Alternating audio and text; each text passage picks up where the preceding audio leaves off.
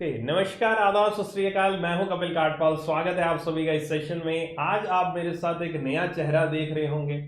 इस चेहरे से आप बहुत ही जल्दी वाकिफ हो जाएंगे, क्योंकि ये चेहरा चिराग मोदी इनका है। चिराग मोदी अभी हाल ही में state bank of India probationary officer finally selected एक पर्सन है।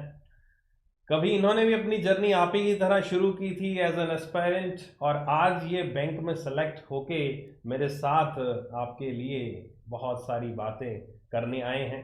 आपको बहुत सारी चीज़ें यहाँ पर समझाएंगे ताकि आप भी उन बातों को समझकर, उन बातों से सीख कर अपनी ज़िंदगी में उनको अपना सकें और अपने एग्ज़ाम को क्रैक कर सकें और अपनी मंजिल तक पहुँच सकें।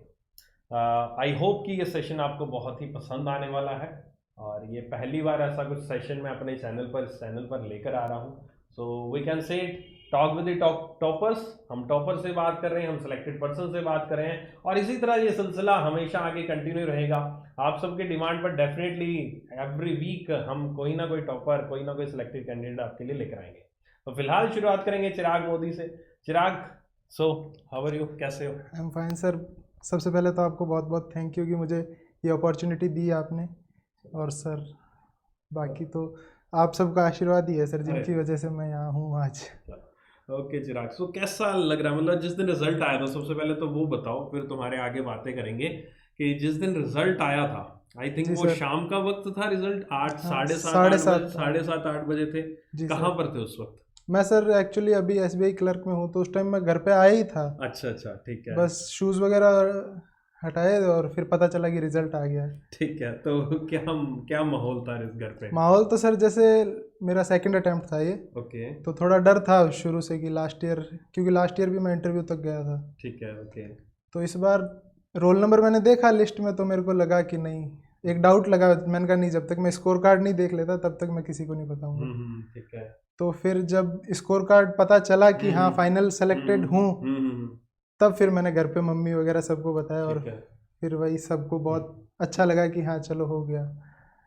तुम क्या, मतलब माहौल कैसा? एक ऑलरेडी तुमने कहा एसबीआई क्लर्क क्लर्क में, ऑलरेडी ज्वाइन, हाँ। तो उस टाइम भी रिजल्ट आया होगा, काफी पॉजिटिव हाँ, रहा होगा उस टाइम, अलग ही माहौल होगा उस टाइम सर काफ़ी अच्छा रहा था माहौल इस बार की। पीओ में सिलेक्शन होना, हाँ ये भी एक अलग से प्राउड मोमेंट देता ही है यार, मदर फादर को। बिल्कुल सर, क्योंकि आपके घर में कोई और भी पहले जॉब में है या क्या बिजनेस करते हैं?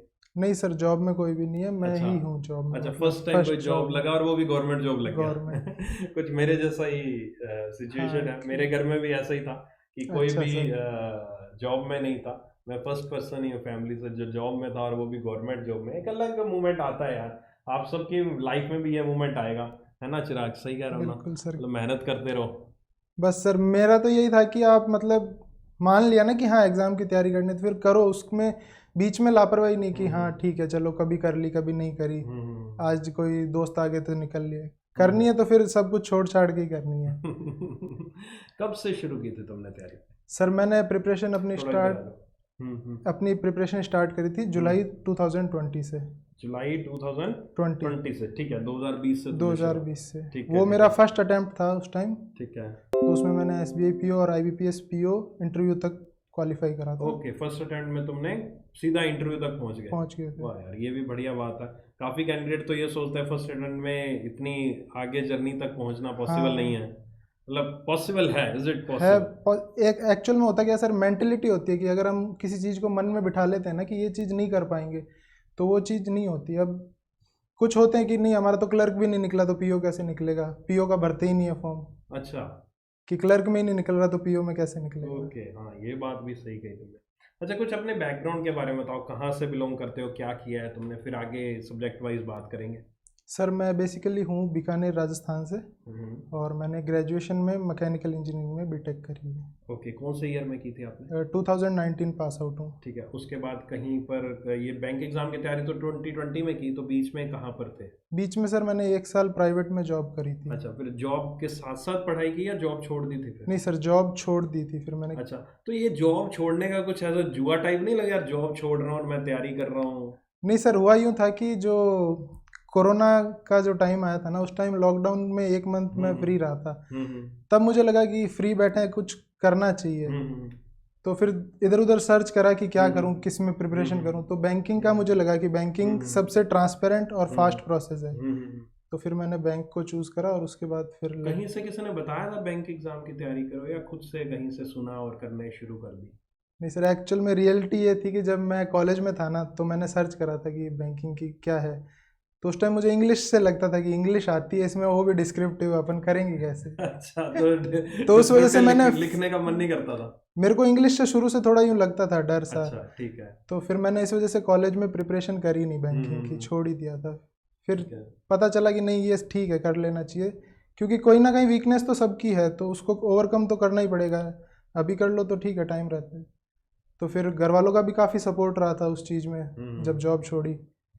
तो फिर साथ में एग्ज़ाम भी निकले, तो और ज़्यादा खुद को भी लगने लगा कि हाँ, कर सकते सबसे हैं। पहले प्री एग्जाम्स कौन सा दिया था? सबसे पहला प्री था मेरा आरआरबी पीओ का। आरआरबी पीओ का कैसा गया था वो पहला एग्जाम? कितना टाइम हो गया था तैयारी करते हुए आरआरबी पीओ? मतलब 3 महीने हुए दो होंगे, ढाई 2-3 महीने, महीने, हाँ हाँ। बस इतना ही। तो आरआरबी पीओ कैसा गया था वो एग्जाम? वो है, उसमें सर मेरे से टाइम मैनेजमेंट नहीं होता, उसमें सेक्शनल टाइमिंग नहीं रहती आरआरबी में।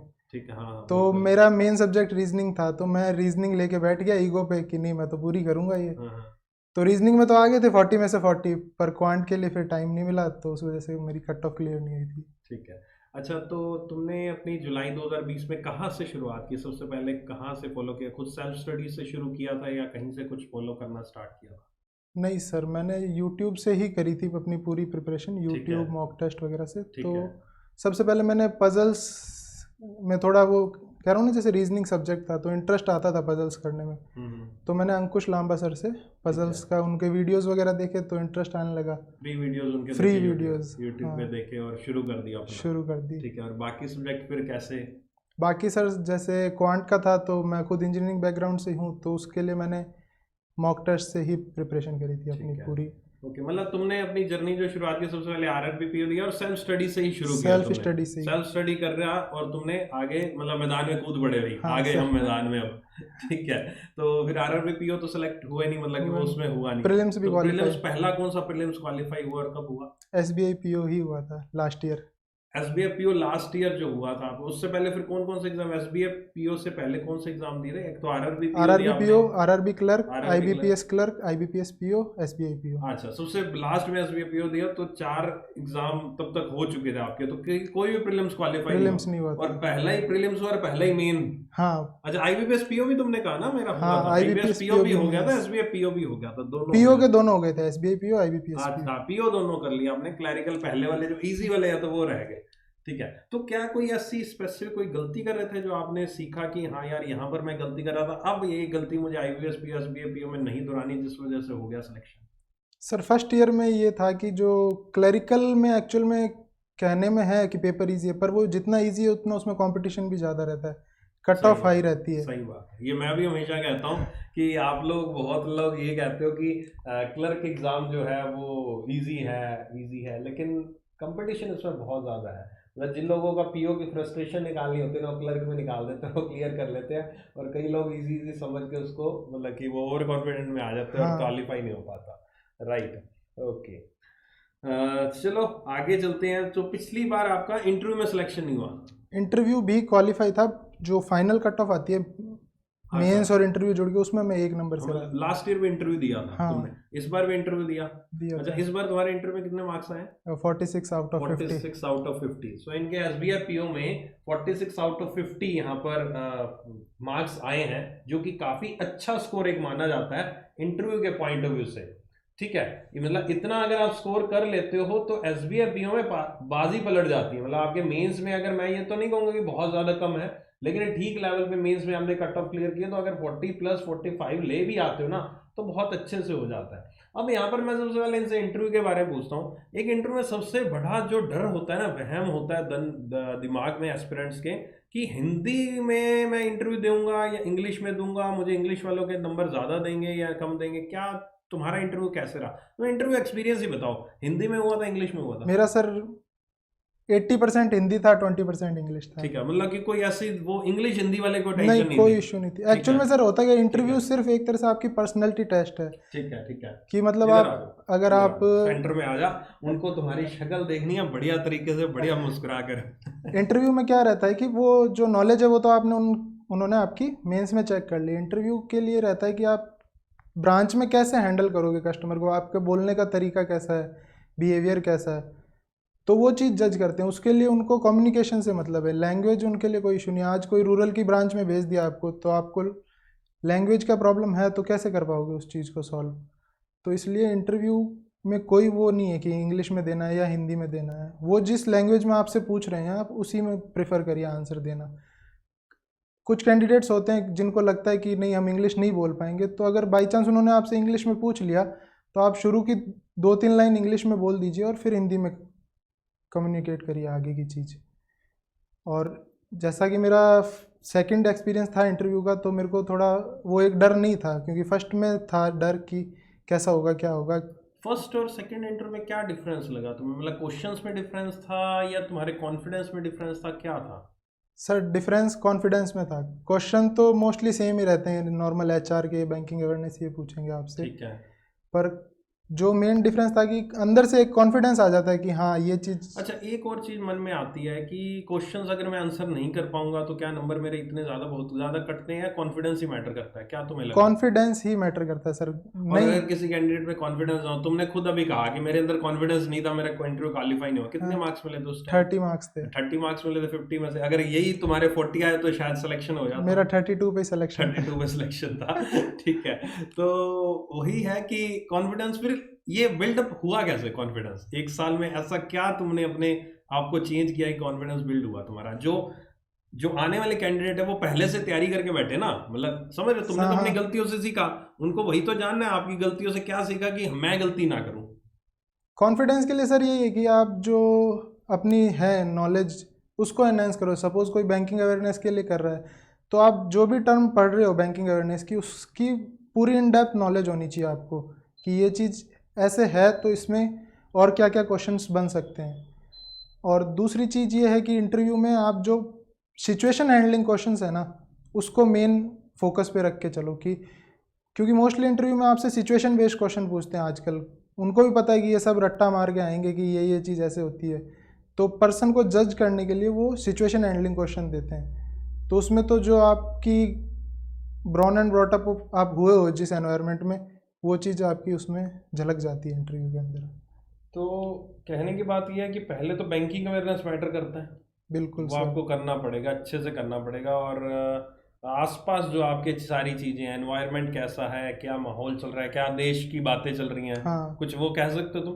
अच्छा, कुछ क्वेश्चंस याद हैं अभी जो इंटरव्यू में तुमसे पूछे थे, कुछ स्पेसिफिक? सर, फर्स्टली तो जाते ही वो ग्रीटिंग्स वगैरह हुई। फिर उसके बाद उन्होंने, जैसे मैं इंजीनियरिंग बैकग्राउंड से हूँ, तो उन्होंने पूछा कि आप इंजीनियरिंग करने के बाद बैंकिंग में क्यों आ रहे हैं। तो और फिर क्या जवाब दिया? ये बहुत लोगों का जवाब होता है, क्वेश्चन होता है कि ये क्या रहेगा जवाब इसका। देखो सर, उनको भी पता है रियलिटी कि हाँ, किस वजह से आ रहे हैं। तो बेटर यही है कि आप उस रियलिटी को इस वे में बताओ कि आपने जो इंजीनियरिंग करी है उसका कोई नेगेटिव इम्पैक्ट नहीं जाए। कुछ होते हैं कहते हैं हमने तो मज़े मज़े में कर ली इंजीनियरिंग, या किसी के कहने पे कर ली, तो वो चीज़ गलत है। क्योंकि एक बंदा अगर इंजीनियरिंग करने जा रहा है, 12th क्लास पास आउट है, तो वो 18+ की एज में होगा। अगर उस टाइम उसमें ये चीज़ नहीं है कि मैं डिसीजन क्या ले रहा हूँ, तो वो थोड़ा सा उनको लगता है कि ये अब इसको अगर हम ऑफिसर बना देंगे तो ये क्या करेगा। ठीक है। मतलब काफी लोग वो बातों को घुमाना शुरू कर देते हैं वहां हाँ। पे कि उस टाइम तो इसके दबाव में आके कर लिया, प्रेशर आ हम्म, गया, ये आ गया, वो ये काफी लोग बोलते हैं ना कि हाँ उस टाइम मुझे प्रेशर में आ गया, पेरेंट्स ने ऐसा कह हाँ। दिया। तो अब वो उससे ये निकाल लेंगे कि अभी भी तुम प्रेशर में आके कहीं किसी। कर रहे हो, हाँ। नौकरी कर रहे हो, और कल को इसको अडॉप्ट कर पाओगे वही एनवायरनमेंट वही। को? नहीं। तो यानी कि बिल्कुल रियलिटी बतानी। रियलिटी में नॉर्मल सी बात यार यही बता सकते हैं ना कि एक ग्रेजुएशन करनी होती है, किसी भी स्ट्रीम में कर लो, उसके बाद एक कैरियर उसके बाद बंदा चुनता है। तो मैंने कैरियर बैंकिंग को चुन लिया। इट्स नॉट लाइक कि बीटेक करने के बाद कहीं ऐसा लिखा तो नहीं हुआ भाई मेरे कि बीटेक करने के बाद बैंकिंग में नहीं आ सकते, या बीए करने के बाद, बीकॉम करने के बाद ही बैंकिंग में आओगे।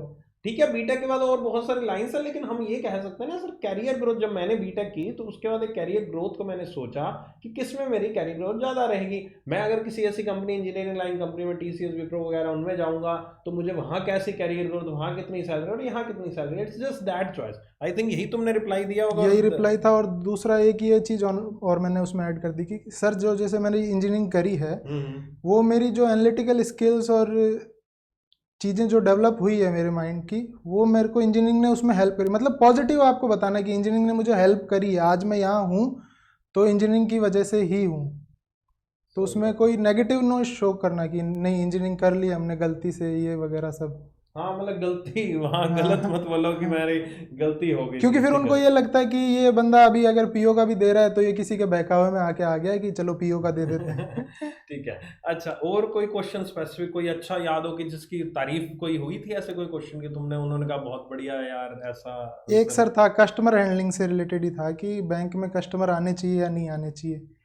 अब नॉर्मल सबके माइंड में रहता है कि बैंक में प्रेशर है, कस्टमर बहुत आते हैं, तो कई होते हैं कहते हैं नहीं आने चाहिए। पर सर वो उसमें आपको सिचुएशन के हिसाब से आंसर देना है कि बैंक में कस्टमर आ किस पर्पज से रहा है।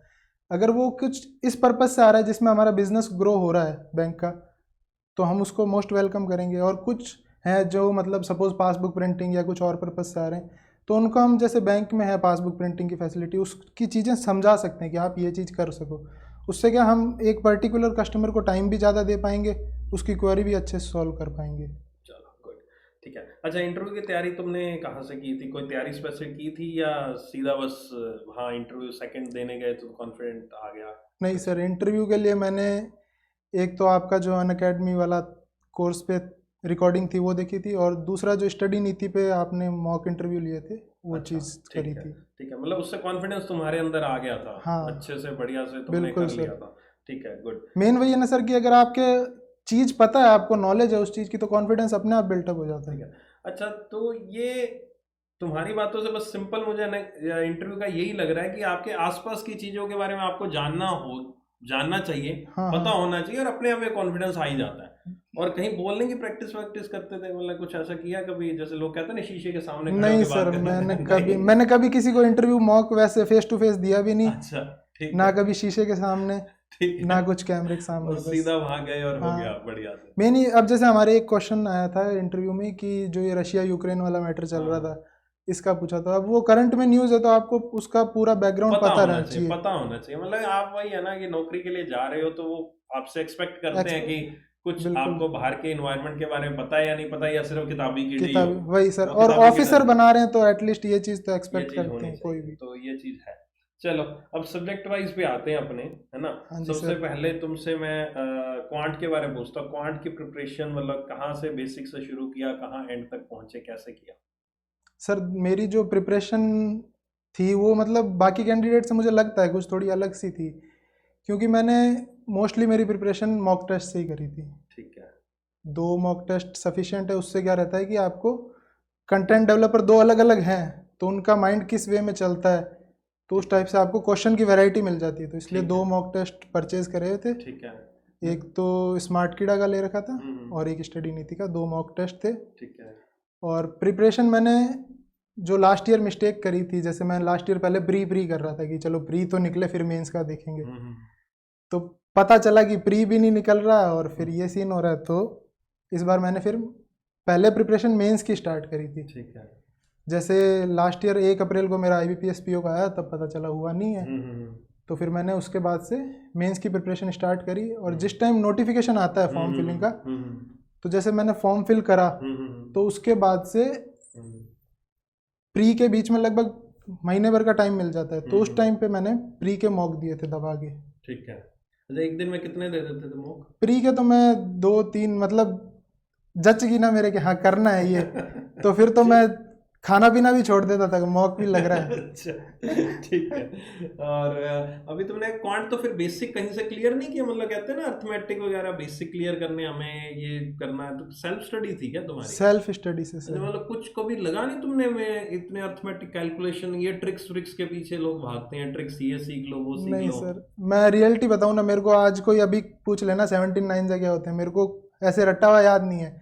मैं 10 970 और 63 ऐसे ऐड करके वो कैलकुलेशन आप माइंड में कर लो तो आपको ट्रिक्स की कोई इतनी जरूरत ही नहीं। जरूरत ही नहीं होती, क्यूब्स व्यूब्स ये सीखते रहे तो थोड़ा हाँ, बहुत तो थोड़ा बहुत तो याद कर हाँ, किया होगा आपने, यूट्यूब से देखा होगा जैसे वो परसेंटेज वाला चार्ट रहता है कि परसेंटेज टू हाँ, फ्रैक्शन वाला, वो थोड़ा बहुत नोट डाउन करके रख लिया। हम्म, यूं नहीं है कि सुबह उठते ही पहले टेबल्स रट रहे हैं, वो रट रहे हैं। ठीक है, क्वेश्चन लगाओ, अपने आप प्रैक्टिस में चलती जाएगी गुड। चीज। मतलब सिंप्लीफिकेशन अप्रोक्सीमेशन, ये स्पीड मैथ्स के कितने कर लेते हैं क्वेश्चन एक दिन में? ये मतलब मेरा था कि 20-30 क्वेश्चन इसके करने, 20 क्वेश्चन नंबर सीरीज, और ये स्पीड मैथ्स बढ़िया तरीके से करते रहे और साथ हाँ, साथ अपने मॉक टेस्ट में लगाते मॉक रहे। टेस्ट प्री के जितने मन आए उतने लगा दिए। और मेंस का मॉक किस फ्रीक्वेंसी पे लगाते थे फिर? मेंस का सर मेरा जो बताया ना मैंने कि फॉर्म फिलिंग से लेके जो टाइम पीरियड होता था उसमें मेरी मेंस की चलती थी पूरी प्रिपरेशन। अच्छा, मतलब डेली तो पॉसिबल नहीं होता डेली मेंस एक मॉक तो सर पॉसिबल नहीं है। क्योंकि मैं एनालिसिस भी करना होता है उसमें। तो मैं एक सब्जेक्ट रखता था, जैसे कि आज मैंने अगर क्वांट करी है तो मैं फिर उस दिन पूरा क्वांट का ही मॉक लगता था वो मेरा। ठीक है, सिर्फ क्वांट का लगाते सिर्फ थे? क्वांट अच्छा, तो का, पूरा मॉक नहीं, सिर्फ क्वांट का सिर्फ लगाए क्वांट का लगा, प्रैक्टिस पर्पस से? Practice purpose. जैसे ठीक है, मेंस का मॉक सबमिट करके हाँ और विदाउट सॉल्यूशन हाँ, खुद से, मेरे को चाहे क्वेश्चन में आधा घंटा लग रहा है पर मैं करूंगा खुद से। ठीक है, ठीक है। मतलब पहली बार जब डीआई तुमने देखी होगी मेंस लेवल की, कितना टाइम लग गया होगा तुम्हें? मेंस में तो सर मेरे 2-2 घंटे लग जाते थे एक और डीआई में। अब अगर आज की डेट में वही डीआई तुम्हें आज करने को मिले, आप कितना टाइम लगाओगे? 12 से 15 मिनट, मतलब वही सिर्फ प्रैक्टिस करके? सिर्फ प्रैक्टिस से। वो होता है ना सर, जैसे किसी को आप पहाड़ पे चढ़ा रहे हो रनिंग डेली, फिर उसको बोलो सड़क पे दौड़, तो उस चीज़ में ठीक है, एफिशिएंसी अपने आप आएगी। तो ठीक शुरू है, से मेंस की करी तो फिर प्रीलिम्स में अपने आप ही निकल लिए थे। ठीक है, चलो गुड। अच्छा, फिर एंडिंग आपकी इसी तरह से यही स्मूथली क्वांट चलती रही, ऐसे ही करते रहे? हाँ अच्छा, एक वो कहते हैं कि अर्थमेटिक तुमने ज़्यादा फोकस किया था या डाटा इंटरप्रिटेशन पे फोकस करते थे? सर, अर्थमेटिक करी थी पर वो जो एक एक नंबर के क्वेश्चन आते हैं वो नहीं, वो जैसे टॉपिक जैसे बोट एंड स्ट्रीम है तो उसकी डीआई बना लो तो एक एक नंबर के क्वेश्चन भी बन जाएंगे आपसे आराम से प्रीलिम्स के। ठीक है, तो बेटर ये मैं यही सजेस्ट करूंगा कि आप मेंस की जो टॉपिक वाइज डीआई है उस पर फोकस करो, उसको बनाओगे तो एक एक नंबर वाले अपने आप क्लियर हो जाएगा। अपने आप निकलते रहे। ऐसा नहीं है कि इग्नोर मार देना, कभी ऐसा होता है प्रीलिम्स में, मेरे साथ 2 बार हुआ था कि डीआई करके गए, वहाँ पे अर्थमेटिक ईजी आ गई, डीआई टफ थी तो डीआई में टाइम लग गया, वो गलती हो जाती है। हाँ, तो इसलिए इग्नोर कुछ भी नहीं करना, सबको साथ लेके लाइक चलना है। प्रायोरिटी होती है कि मैंने प्रायोरिटी डीआई को रखी थी मेंस लेवल की, उनको मैं ज्यादा फोकस करता था, लेकिन ऐसा नहीं है कि मैंने बिल्कुल इग्नोर ही कर दिया था इग्नोर अर्थमेटिक को। अर्थमेटिक करनी जरूरी है सर, वो प्रायोरिटी वो थी, इग्नोर नहीं इग्नोर किया, नहीं करा है सर। ना? कई स्टूडेंट्स ऐसे करते हैं कि डीआई करते रहते हैं, तुमने कहा टॉपिक वाइज डीआई। हाँ अब तुम्हारी बात सुनकर कई लोग पता है कि अगर अर्थमेटिक छोड़ देंगे, अगर तुमने ना बोली होती ना बाद हाँ वाली बात, तो क्या करेंगे लोग के लिए टॉपिक वाइज डीआई लगानी शुरू कर देंगे, अर्थमेटिक छोड़ देंगे। लेकिन तुमने सही बात बाद में बोल दी कि इग्नोर मत कर इग्नोर देना, नहीं करना सर, इग्नोर मत कर देना उस चीज को। ठीक है, ओके। क्योंकि डीआई में सबको लगता है डीआई है तो वो परसेंटेज रेशो की डीआई होगी या फिर रेशो प्रोपोर्शन की होगी, बस ये डीआई। पर डीआई में भी मेंस में ये है कि आपको टॉपिक वाइज डीआई आती है, तो आपको जब तक वो टॉपिक ही क्लियर नहीं है तो कोई सेंस ही नहीं है, वो हिलेगा ही नहीं वहाँ क्वेश्चन, और फिर वो उसका इम्पैक्ट आपके अगले सेक्शन में होगा। हाँ, वो तो है, वो तो है, वो कॉन्फिडेंस कॉन्फिडेंस लूज लूज हो हो जाता है। ठीक है, तो चलो आगे फिर अपने इंग्लिश पे बात करते हैं, या रीजनिंग पहले चलते हैं? इंग्लिश तुमने कहा था थोड़ी मेरी वीक पॉइंट, तो हाँ, लास्ट में बात इंग्लिश में करेंगे, तो सर हार्ड लास्ट में बात करेंगे आराम से। तसल्ली। रीजनिंग बताओ, रीजनिंग कहाँ से तुमने अंकुश सर को फॉलो किया? हाँ, तुमने बताया रीजनिंग के लिए तो अंकुश उनके मैम, टॉपिक वाइज सारे यूट्यूब पे आपने देख लिया पूरा पूरा A to Z सर। मतलब अगर वो इनइक्वालिटी की भी कोई चीज़ है तो उनसे पूरा A to Z उन्हीं से करा था। और फिर वो बाकी जैसे एक दिन क्वांट का मॉक है मेंस का, उसके नेक्स्ट डे रीजनिंग का मॉक। ठीक है, वो चलता रहा तुम्हारा जैसे सेम टू सेम वही तुम फोकस मेंस पे करते रहे, प्री अपने आप प्री तुम्हारा आप अपने आप चलता रहा। तो प्री में स्पीड जो चाहिए होती है वो फिर मेंटेन हो जाती थी मेंस का लगा के? हाँ सर, क्योंकि मैंने बताया ना कि जैसे मैं फॉर्म फिल करा मैंने, तो उसके बाद से प्रीलिम्स का जो टाइम पीरियड है 20 से 30 दिन का, उसमें फिर मैं पूरा प्रीलिम्स पे फोकस रहता था। ठीक है, ठीक है, ओके। तो रीजनिंग के लिए एक्सक्लूसिव उन्हीं का जो वो कहते थे प्रैक्टिस की, जैसे क्वेश्चंस आए करते रहे और चलते रहे काम। बिल्कुल, मेरा यही था कि अगर किसी को फॉलो कर लिया ना तो फिर ब्लाइंडली कर लो, मतलब अगर वो बंदा कह रहा है ना ये चीज़ है तो मान लो, क्योंकि जितना हम डाइवर्ट होंगे ना कि नहीं ये सर कुछ और कह रहे हैं, ये कुछ और कह रहे हैं, कभी इसकी मान ली कभी उसकी मान ली, तो फिर वो चीज़ पटरी पे नहीं चलती गाड़ी। ठीक है, ओके। चलो नेक्स्ट सब्जेक्ट पे आते हैं, जनरल अवेयरनेस। हाँ जी, इसके बारे में बताओ तसल्ली से, आराम से। जनरल अवेयरनेस कैसे स्टार्ट की तुमने? देखो सर, जनरल अवेयरनेस का शुरू से ये देखा था कि 6 महीने की आएगी बैंकिंग में, तो 6 महीने वो जब आप फॉर्म फिल करते हो तब से स्टार्ट हो रहे हैं, ये मान के चल लो। और डेली जैसे भगवान का नाम या जो भी जिसको भी आप मानते हो उनका नाम लेते हो, उसी तरह से करंट अफेयर्स करनी है। ठीक है, डेली डेली करनी, क्योंकि फिर एक साथ इकट्ठी हो जाती है तो कवर अप हो नहीं पाती ना, फिर आप दूसरे सब्जेक्ट्स को टाइम दे पाओगे। सही बात है, सही बात है। तो ठीक है। करंट अफेयर्स के लिए तो डेली जो आपके वीडियोस वगैरह थे, मॉर्निंग में वो क्लास डिटेल वाली और नाइट में उसका एमसीक्यू, तो दिन में 2 बार रिवीजन हो ही गया उस चीज़ का। फिर मैं उसको करता था वीकली रिवीजन। ठीक है। जैसे संडे मेरा पूरा करंट अफेयर्स, बैंकिंग अवेयरनेस, इन सब पे डेडिकेटेड रखता था। ठीक है। तो करंट अफेयर्स में ऐसा नहीं होता, मतलब एक दिन में कितनी बार रिवाइज कर लेते तुम करंट अफेयर्स, मतलब कितनी बार करनी जरूरी है क्या एस्पिरेंट के लिए कि इतनी बार तो करनी? कई बार ये क्वेश्चन ऐसे पूछते हैं, मैं तो उसका आंसर अलग तरीके का देता हूँ, ठीक है। तुम्हारा क्या पॉइंट ऑफ व्यू है? अगर मैं एक तुमसे एज एस्पिरेंट क्वेश्चन पूछ रहा हूँ कि करंट अफेयर्स एक दिन में कितने घंटे पढूं या कितनी बार करूँ ताकि मुझे याद हो जाए, तुम्हारा क्या पॉइंट ऑफ व्यू है? करंट अफेयर्स को सर एक तरह से मतलब एज अ सब्जेक्ट नहीं ट्रीट करके आप उसको ये देखो कि वो आसपास की न्यूज़ ही तो है, कि आज गली मोहल्ले में कुछ हो रहा है तो वो सबको याद रहता है कि हाँ उसके घर ये हुआ था, उस गली में ये हुआ था। तो करंट अफेयर्स को भी उसी तरह से देखो कि आज उस बैंक ने अगर उससे टाई अप करा है तो क्या रीज़न है। कई बार जैसे आईडीबीआई का है तो मोस्टली एलआईसी और आईडीबीआई की न्यूज़ कॉमन में ही चलती है कि अगर आईडीबीआई ने कुछ करा है तो एलआईसी से रिलेटेड, तो ऐसे करके लिंक्स बना के याद करनी चाहिए चीज़ें। तो उस वजह से मैंने उसको लिंक बना के याद करी थी मोस्टली चीज़ें। और टाइमिंग का कुछ ऐसा फिक्स नहीं है कि कभी हो सकता है कि एक दिन पहले सपोज कोई बजट का डे आ गया या कुछ आ गया तो आपको ज़्यादा टाइम देना ही पड़ेगा ऑब्वियस है।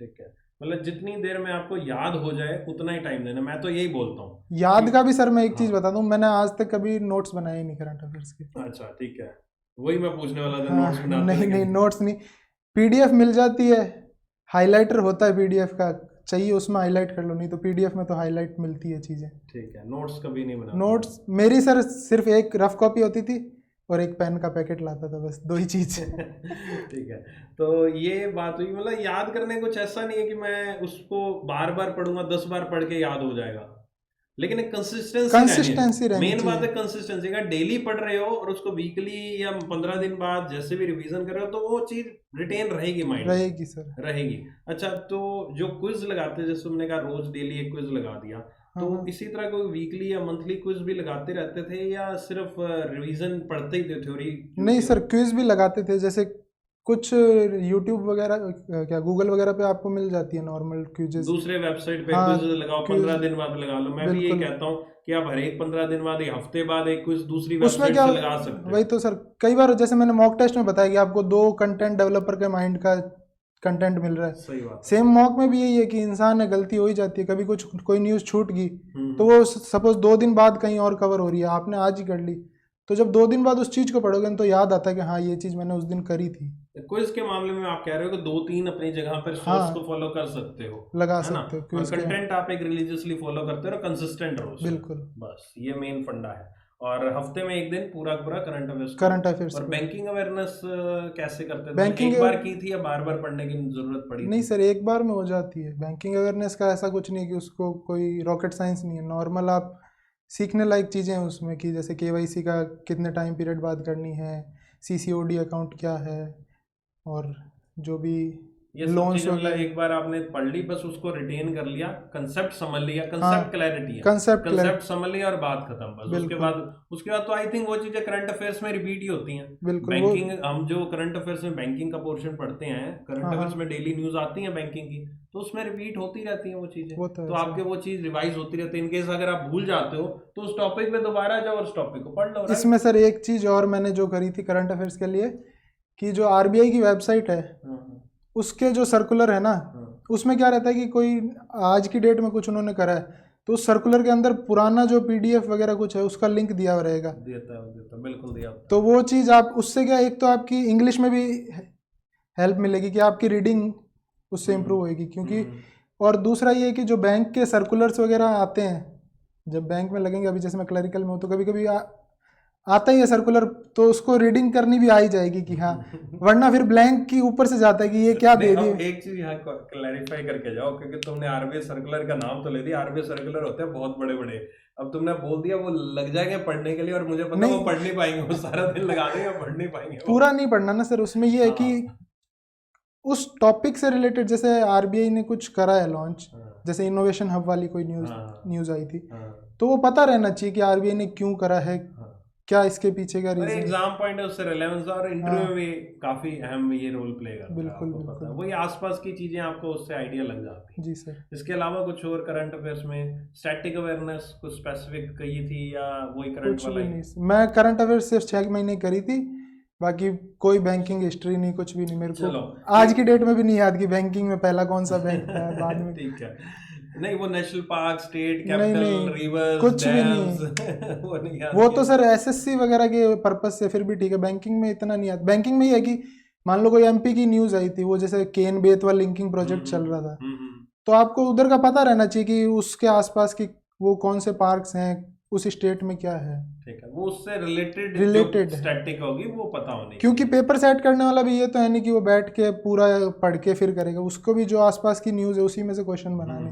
सही बात है, सही बात है। अच्छा, एक और लास्ट से पूछूंगा तुमसे करंट अफेयर से जुड़ी हुई, जी कि sir. Last year SBI PO IBPS PO जो तुम्हारा क्लियर नहीं हुआ उस टाइम, और इस बार तुमने जो एसबीआई आईबीपीएस पीओ भी दिया तुमने इस बार? आईबीपीएस पीओ दिया था सर, हाँ, पर मेंस में मेंस क्वालिफाई। में क्वालिफाई, ठीक है। तो जो जनरल अवेयरनेस का पैटर्न चेंज तुमने देखा होगा ये, है ना? हाँ तो वो क्या पैटर्न चेंज हुआ, मतलब इस बार क्या ऐसा माहौल था मार्केट में कि यार पता नहीं कहाँ से आ गई करंट अफेयर, तो वो क्या कहना चाहोगे उसके बारे में? उसमें सर यही है ना, मैंने कहा आपको जैसे कि डिटेल में आपको चीज़ पता रहनी चाहिए, क्योंकि ऊपर ऊपर से वन लाइनर में तो कहीं भी मिल जाएगा कंटेंट आपको।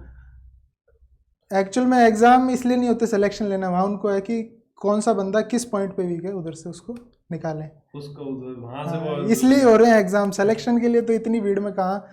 अब एसबीआई पीओ में 2000 वैकेंसी आती हैं, और अराउंड 8 से 10 लाख कैंडिडेट्स होते हैं।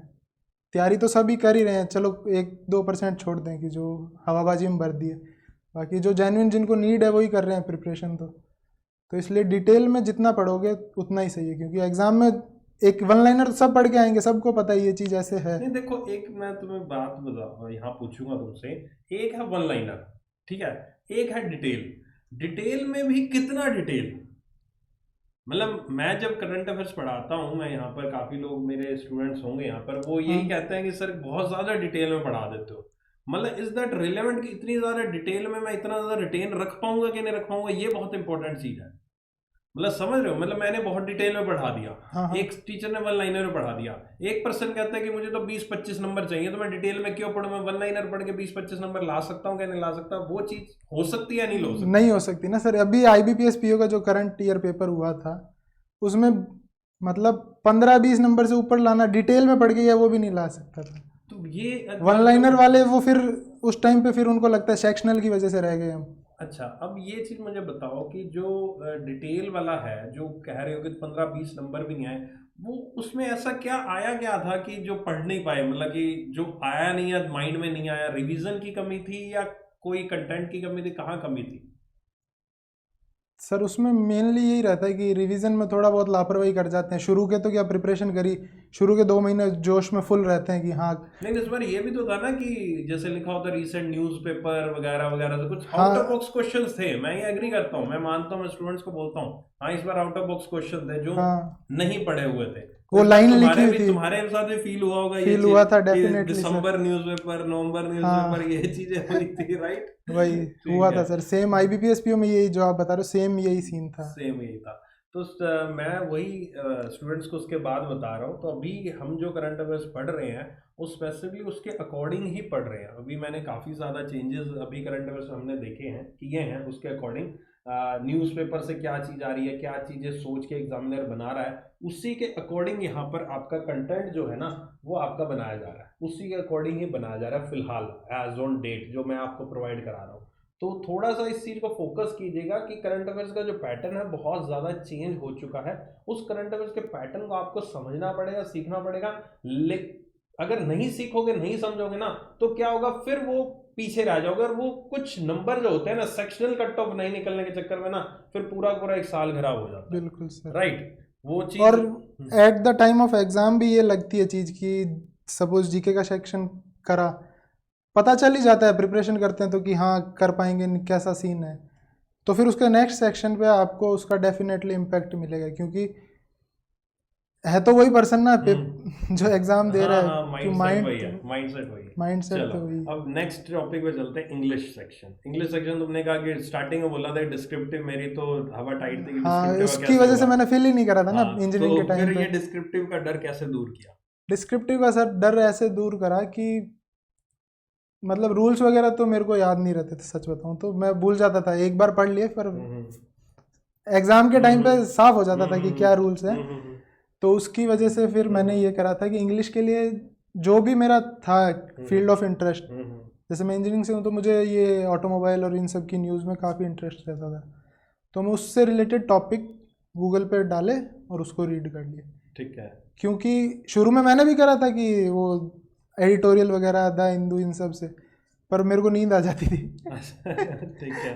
तो फिर मैंने ये देखा, कई जगह देखा भी कि सब यही कहते थे रीडिंग से, तो फिर मैंने रीडिंग से ही करा, और उसकी मतलब मुझे इतना बेनिफिट मिला है कि मैं आज तक पेपर में इंग्लिश पढ़ के नहीं जाता था। प्रीलिम्स में मतलब ये रहता था कि 20-21 नंबर आ जाते थे 30 में से, ठीक है, मोर देन सफिशिएंट है, क्योंकि एक तो मैं टाइम भी नहीं दे रहा उस चीज़ को, फिर भी इतने नंबर आ रहे हैं, तो जो मेरा टाइम है वो मैं दूसरी जगह डिनोट करूँ। एक्सक्लूसिव रीडिंग की तुमने, और कहीं कुछ नहीं, कोई क्लास नहीं, कुछ कुछ रूल्स, भी नहीं, कुछ कुछ प्रैक्टिस, सिर्फ मॉक टेस्ट हुई जाती? प्रैक्टिस तो मॉक टेस्ट जो बताया कि एक दिन एक सब्जेक्ट रहता था, ठीक है। तो मैं डबल हो रही थी ना सर, की जैसे रीडिंग तो कर ही रहा हूँ, मॉक भी लगा रहा हूँ। क्योंकि इंग्लिश एक तरह से लैंग्वेज, आज अगर हिंदी में कुछ चीज़ लिखी हुई है गलत, तो देख के बता देते हैं अपन पढ़ के कि ये चीज़ गलत है, तो इंग्लिश भी एक लैंग्वेज है, उसको लैंग्वेज की तरह ट्रीट करेंगे तो काफ़ी बेनिफिट रहेगा। यार ये एक चिराग ने बहुत अच्छी बात की, मैं आपको भी कन्वे करना चाहूँगा। इन्होंने कहा कि एडिटोरियल मैं पढ़ता था, मैं बोर हो जाता था, नींद आने लग जाती थी, लेकिन मैंने वो टॉपिक पढ़ना शुरू किया जो मेरा एरिया ऑफ इंटरेस्ट थी। अगर आपका एरिया ऑफ इंटरेस्ट किसी स्पेसिफिक ऐसे फील्ड में है तो आप उसके टॉपिक पढ़ो, गूगल करो, है ना। बिल्कुल तुमने सर। कहा गूगल किया तो गूगल करके वो वाला टॉपिक उठाओ, सही बात है, अच्छी बात है। आपको जरूरी थोड़ी ना एडिटोरियल, वो टिपिकल एडिटोरियल ही पढ़ना है जिससे आपकी रीडिंग इंप्रूव हो। इंग्लिश इन्होंने रीडिंग करके इंप्रूव की, डिस्क्रिप्टिव इन्होंने कहा मुझे डर लगता है, इस वजह से इन्होंने फॉर्म भी नहीं फिल किया, और आज ये SPFPO बन गए जिसमें डिस्क्रिप्टिव और इंग्लिश काफी एक अच्छे लेवल की आती है, बिल्कुल एक सर, अच्छे लेवल का आता है। इन्होंने सिर्फ रीडिंग की, वो भी अपने एरिया ऑफ इंटरेस्ट में रीडिंग की, ऐसा भी बाहर जाकर रीडिंग नहीं की कि स्पेसिफिकली जो लोग कहते हैं ऑर्थोडॉक्स आइडियाज है उसी को ही वो रीड कर रहे हैं, या किसी एडिटोरियल की क्लास लगा रहे हो आप डेली बेसिस पर, ऐसी कोई कभी नहीं सर, जरूरत लगी कि कभी जरूरत ही एडिटोरियल की नहीं, क्लास में लगा रहे हो या कोई कुछ जरूरत, क्योंकि न्यूज़पेपर में मेनली रहता है कि या तो आप रीडिंग कर लो एडिटोरियल, या आपकी जो न्यूज़ है, न्यूज़ आप करंट अफेयर्स में कर ही रहे हो, रीडिंग कम से कम उसमें कर लो जिसमें इंटरेस्ट है, कम से कम दिन में फिर वो यूँ नहीं लगता कि अरे यार आज तो दिन भर में बोर हो गए, परेशान हो गए, क्या कर लिया। ठीक है। अच्छा चलो, अपनी इंग्लिश की बात हो गई, सारे सब्जेक्ट आई थिंक हो गए। अब मॉक टेस्ट का तुमने जो ऑलरेडी, खैर तुमने बता ही दिया कि मैं प्रीलिम्स के इतने लगाता था, मेंस के भी इससे, हाँ। तो मेंस के फुल लेंथ मॉक, फुल भी तुमने तो अभी सेक्शनल बोला ना कि मैं एक एक सेक्शन को उठाता हूँ हाँ, सबमिट करके, सेक्शन, फुल लेंथ भी तो पूरे एक साथ बैठकर भी तो सिटिंग देते ही वो होगे सर ना? जब मेरा प्रीलिम्स का रिजल्ट आ जाता कि हाँ प्रीलिम्स क्लियर है, उसके बाद जो मेरा वो 20 दिन का टाइम रहता था, 20 से 25 दिन, उसमें मैं मेंस का मॉक लगता था मेरा, और जो करंट अफेयर्स का मंथली रिवीजन होता था उस टाइम पे। फिर अच्छा, करंट अफेयर्स का मंथली रिवीजन, ठीक है। तो उस वो टाइम पे तो उस तुम टाइम में लगाते क्या, हो। जैसे मई या जून की करंट अफेयर तो वो 2-3 बार रिवाइज हो जाती थी आराम से डेली। अच्छा एक चीज और बताओ, करंट अफेयर्स की फोकस जो रहता है, मतलब लास्ट के मंथ्स में ज्यादा कहते हैं कि लास्ट के मंथ्स में ज्यादा आता है, मतलब रिसेंट के मंथ्स में, हाँ, तो उसी तरह तुम्हारा भी रहता था कि फोकस तुम लास्ट के 2-3-4 महीने में ज्यादा करते थे? जैसे सपोज सर जनवरी में एग्जाम है, हाँ। तो मेरा करंट अफेयर्स जब मैं प्रीलिम्स के बाद जो 1 मंथ वाला करता था उसमें मैं उल्टा चलता था, दिसंबर नवंबर ऐसे करके चलता था। तो कोशिश यही रहती थी कि दिसंबर नवंबर अक्टूबर इन 3 महीने की कम से कम 3 बार तो रिवीजन करना ही करना है। ठीक है। क्योंकि मोस्टली जैसे कई बार रहता है कि वो न्यूज़ जो अक्टूबर में थी उसकी कुछ अपडेटेड न्यूज़ आई हुई है, दिसंबर में, तो वो एक न्यूज़ पीछे कट गई ना आपकी। हाँ बिल्कुल बिल्कुल कट गई, सही कह रहे हो। जैसे जीडीपी फोरकास्ट आते हैं हाँ, वो हर एक मंथ आते हर हैं। हर मंथ आ मैं तो जाते हैं। जीडीपी फोरकास्ट अब करवाने बंद कर दूंगा, जब एग्जाम आएगा उसी महीने हाँ, करवाऊंगा, बस पिछले करने की जरूरत ही नहीं आपको। लेटेस्ट एक कर लो काफ़ी। और उसमें भी जो गवर्नमेंट इंस्टीट्यूशन है एनएसओ हम्म वगैरह जो देते हैं वो उनका उसको, उनका ही हाँ पूछो। और वो भी आजकल बहुत कम कर दिया इन लोगों ने पूछना, जीडीपी वगैरह इतना ज्यादा वो भी नहीं पूछते। हाँ, एक दो क्वेश्चन कोई कभी पूछ ले तो पूछ ले, ठीक है। बाकी नहीं अच्छा, पूछते। अब तुम्हारा एक माइंडसेट देखते हैं कि तुम एक जब एग्जाम अपने नजदीक आता था, जैसे तुम प्रीलिम्स एग्जाम से कहते थे चलो मैंने मॉक लगाने शुरू कर दिया, मेंस एग्जाम से पहले भी यही करते, हाँ लेकिन एक माइंडसेट एक ना बहुत अपने आप को कूल रखना होता है। एक 2-3 दिन पहले एक मतलब शांत रखना होता है, शांत। काम रखना होता है, ताकि आप एग्जाम में स्ट्रेस ना ले पाओ। उसके लिए स्पेसिफिक क्या चीज सोचते थे या कुछ सोचते नहीं थे? क्या तुम्हारा माइंडसेट होता था उस टाइम? ये सर मेरा मतलब मेंस का पेपर से एक वीक पहले ये रहता था कि मेंस के मॉक बंद हो जाते थे। ठीक है। मतलब जो 20-25 दिन का उसमें 15-20 दिन में मॉक लगे जो लग गए, बाकी के ये लास्ट का एक हफ्ता में पूरा जो करंट अफेयर्स है या थोड़ी थोड़ी, मतलब इतना भी नहीं कि डीप में, हल्की हल्की पढ़ ली कि हाँ एग्ज़ाम है इस वजह से। बाकी अब गाने सुनने का शौक तो सबको ही रहता ही है, तो मैं बढ़िया गाने लगा के ईयरफोन में और चिल। तो बस करंट अफेयर्स पढ़ते, करंट हाँ, अफेयर्स तो पढ़ते ही होगे करंट अफेयर्स ही तो, वो कंटिन्यू, तो है वो ही। कंटिन्यू करनी ही करनी है ना? करंट अफेयर्स कंटिन्यू रखनी है, बस मेंस का छोड़ देते हैं हाँ, तो मॉक वगैरह मॉक वाला वगैरह क्योंकि फिर वो एकदम से आपको एक माइंड में ये रहता है कि एग्ज़ाम भी है, उसका स्ट्रेस तो है ही। फिर मॉक दे रहे हैं उसमें नंबर नहीं आ रहे, होता है कभी किसी मॉक में अच्छे आ जाते हैं किसी में डाउन आ जाते हैं, तो वो नहीं, चल। एक कभी डिमोटिवेशन नहीं होता था मॉक्स में? कम नंबर आए, ज्यादा आ गए, मतलब कभी कम आए, यार ये मेरे साथ क्या हो गया, मैं इतनी मेहनत कर रहा हूँ, ये सब क्या हो रहा है मेरे साथ? कभी कभी होता था सर कि मतलब जैसे प्रिपरेशन कर रहे हैं लास्ट मोमेंट पे किसी मॉक में कम आ गए, तो यूँ लगता था कि अरे यार अभी तक तो सही चल रहे थे, क्या हो गया। तो फिर कैसे ओवरकम करते थे? ओवरकम सर वही है कि देखते थे कि क्या कौन से सेक्शन में रह रहा है, कहाँ वीकनेस है। तो कई बार सिली मिस्टेक काफ़ी हो जाती है कि स्पीड के चक्कर में करते हैं कि हाँ करते हैं, तो स्पीड प्रीलिम्स तक ही चाहिए, मेंस में स्पीड का कोई झंझट नहीं है। दिमाग का खेल है, स्मार्ट हाँ, वर्क का खेल है। मेंस में सर एक चीज़ और बताना चाहूँगा मैं कि मेंस का पेपर पूरा देखना चाहिए, क्योंकि कई बार होता है कि हमें लगता है कि ये क्वेश्चन मैं बना लूँगा, लेके बैठ गए, नहीं बना, टाइम भी निकल गया और पता चलता उससे अगले वाला क्वेश्चन डुएबल क्वेश्चन था। ठीक है, समझ गई। मतलब पहले सारे के सारे मेंस के पेपर के क्वेश्चंस देख लो, जो हाँ, आपको लग रहा है आप बना सकते हो उसको बनाओ। बनाओ। अच्छा, एक और चीज है कि कई लोग कहते हैं कि बड़ा क्वेश्चन जो होता है ना वो इजीली हो जाता है, जो छोटा क्वेश्चन होता है उसमें झाल देते हैं, ऐसा कुछ होता है ऐसा सच में? कुछ भी नहीं है सर। ठीक है। वो सब कहने की बातें हैं, क्योंकि जो अंदर बैठते हैं ना कैंडिडेट सिस्टम के आगे, वो उनकी फीलिंग वही जान सकते हैं।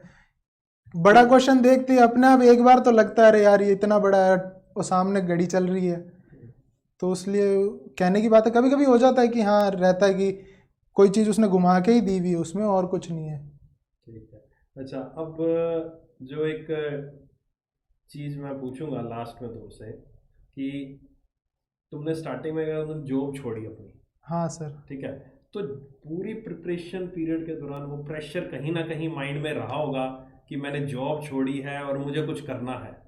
तो क्या ऐसी कुछ ऐसी चीजें थी जो उस चीज को, उस आग को कहते हैं ना, आग अंदर से जलती रही चलती। तुम्हारी, है ना? वो तुम बताओ, और साथ ही साथ लास्ट टिप्स जो अपनी तरफ से जो देना चाहते हो स्टूडेंट्स को, कैंडिडेट्स को, कि वो ये गलती कर रहे हैं और ये गलती ना करें, वो स्पेसिफिकली उन सबको, तुम्हारे सामने कैमरा है, तुम्हें उनको एड्रेस करना है, पूरा का पूरा टू द पॉइंट उनको सारी चीज़ें आप क्लियर कर दो, कैसे तुमने आग लगी, कैसे मोटिवेट हमेशा रहे, और हाँ, क्या गलती जो है वो ये ना करें। ऐसे 1-2 पॉइंट्स इनके सामने सारे के सारे डिस्कस करें, ठीक है? ठीक है। मेन तो ये है कि जो आप प्रिपरेशन कर रहे हो तो उसके पीछे कोई ना कोई तो रीज़न होगा कि किस वजह से कर रहे हैं प्रिपरेशन।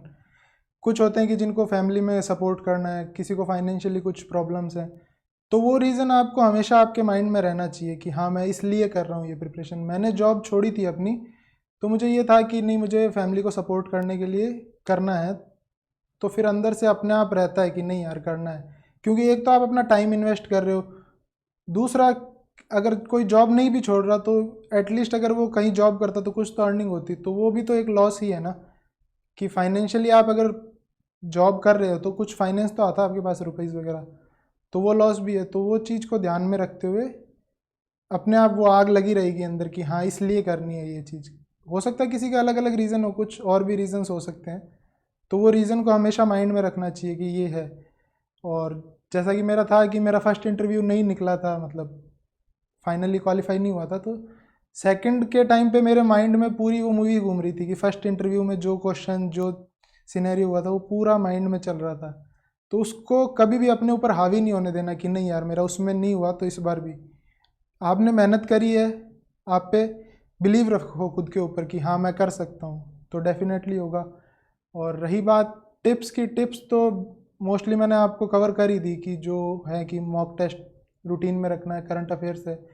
बैंकिंग अवेयरनेस का ये है कि आप डेली शुरू के दिनों में कर लो, 1 महीने में हो जाएगी बैंकिंग अवेयरनेस पूरी। उसके बाद जो करंट अफेयर्स में न्यूज़ रहती है उससे आपका वो चीज़ कनेक्टेड रहेगी तो याद रह जाएगी बैंकिंग अवेयरनेस।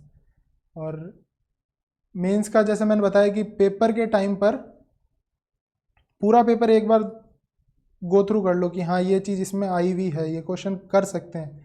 क्योंकि वो पूरा पेपर करने के लिए नहीं होता, उसमें से कुछ सेलेक्टेड क्वेश्चंस होते हैं जो डुएबल होते हैं उतने टाइम पीरियड में, वो चीज़ करनी है।